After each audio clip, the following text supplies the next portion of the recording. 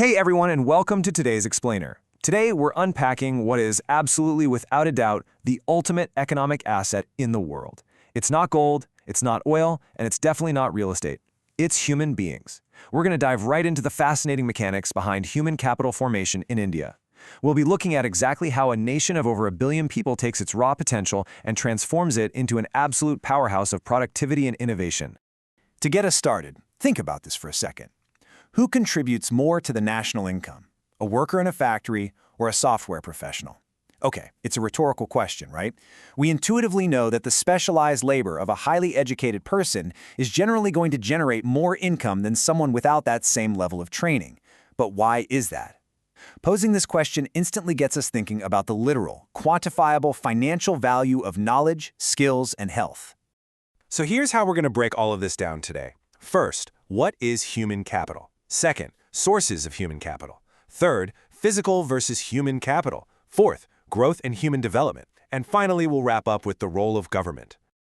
All right, part 1. What exactly is human capital? You know how a country can take physical resources, like a massive plot of empty land, and build it into a bustling, productive factory? Well, it can do the exact same thing with its people. Human capital formation is just the deliberate process of taking human resources, we're talking eager students, raw talent, or just everyday citizens, and turning them into human capital. This means highly competent nurses, farmers, teachers, doctors, and engineers. And honestly, here's the coolest part about it. You need good human capital in the first place, like skilled professors and trainers, to produce even more human capital. It's like this incredible, self-perpetuating cycle of investment. Take the two farmers we're looking at right now. They're working the exact same size plot of land, but one of them is yielding a significantly larger crop than the other. Why? Simply put, human capital. Because of adequate education and training, the farmer on the left understands better farming techniques, knows how to utilize modern technology like tractors, and can quickly adapt to changing weather conditions. Their knowledge literally translates into higher yield and tangible real-world output from the exact same physical dirt. Moving right along to part 2, sources of human capital.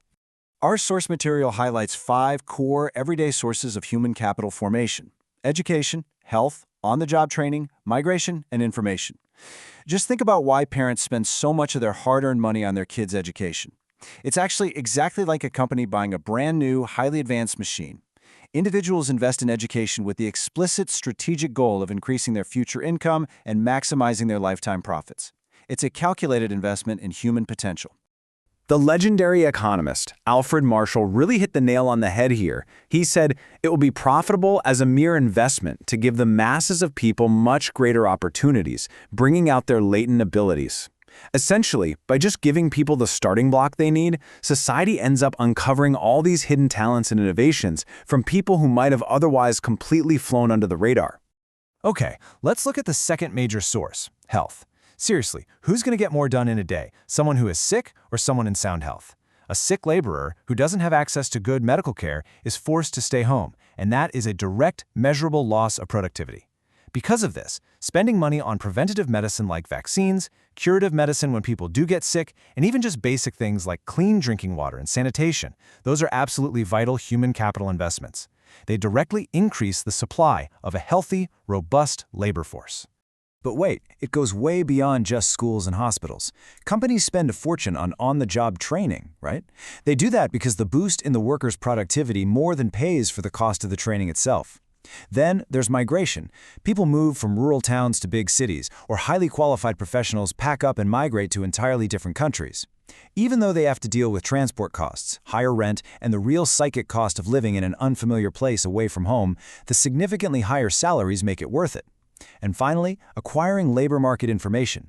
Just knowing where the best jobs actually are and what specific skills they demand optimizes how all of this human capital is put to use. Section 3, physical versus human capital. So, an absolutely crucial part of this is understanding the difference between the two. Think of a bus. A bus is physical capital. It's tangible, you can sell it, and it's separable from its owner. The person who owns the bus doesn't literally have to be there for the bus to drive down the street. Human capital, on the other hand, is intangible. It's the knowledge built into the mind and body of the bus driver. You literally cannot separate the driving skills from the driver. Plus, while a physical bus can be easily shipped across borders, human capital is heavily restricted by things like nationality, language, and culture. But here is the most important takeaway. Physical capital pretty much only creates private benefit for the owner. Human capital? It creates massive, widespread social benefits. An educated person contributes to a healthier democracy, and a healthy person stops the spread of contagious diseases, which benefits literally everyone around them. Part 4. Growth and Human Development. Let's put this into perspective with some real numbers. Look at the sheer scale of the progress in India's life expectancy at birth. Back in 1951, it was sitting at just 37.2 years. By 1991, it jumped to almost 60 years. And by the 2018 to 2022 period, it reached 68.6 years. That is a massive jump. And this isn't just a feel-good win for public health, this is a huge leap in national economic data. It's visual proof of the long-term compounding growth of human capital. Because people are living longer, they're able to provide an uninterrupted labor supply for a much longer stretch of time, which deeply, deeply impacts overall economic growth. Now here's a really profound philosophical shift we need to talk about from the text. There is actually a massive difference between human capital and human development. Human capital essentially views human beings as a means to an end, the end being increased economic productivity.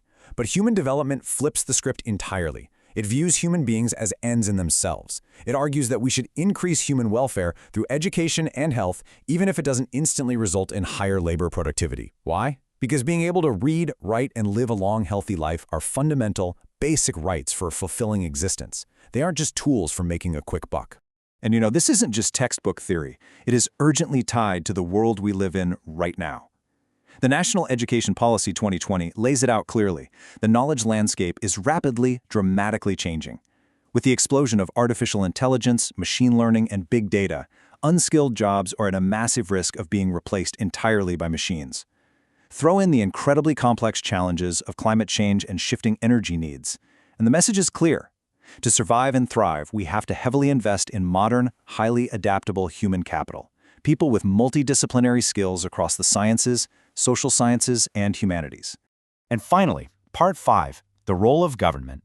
So if human capital is literally this vital to a nation's success, why not just let the free market handle the whole shebang? Well, seeing a makeshift school setup like this really grounds all our high-level economic theory in stark reality. When we look at this, we have to seriously question the quality of education available to every single citizen. It highlights a glaring, massive infrastructure gap. Sure, world-class private institutions exist, but relying solely on them means a vast portion of the population might only ever have access to rudimentary setups like this, or worse, no access at all. This is exactly why we need strong, systemic, centralized support. To break it down, the text gives us 4 huge reasons why government intervention across all 3 tiers, union, state, and local, is absolutely essential. First off, like we talked about, education and health create massive social benefits, not just private ones. Second, these investments have huge, long-term impacts that you can't just undo. If a child completely misses out on basic education, you can't just hit a reset button and fix it decades later. Third, without strict regulation, private providers could easily create monopolies and exploit regular people. And fourth, a huge segment of India's population lives below the poverty line. They literally cannot afford the free market price for these life-saving, vital services. Let me leave you with this final provocative thought to chew on, drawn right from the heart of our source material today. If we accept the human development view, the idea that basic education and basic healthcare are fundamental, inalienable human rights, how do we actually structure our economy and our society to guarantee that the absolute poorest among us can access them? It's a massive challenge, and it's one that will define the entire future of human capital formation. I really hope this explainer has given you a new perspective and left you eager to dig into that very question. Thanks so much for joining me today, and as always, keep learning.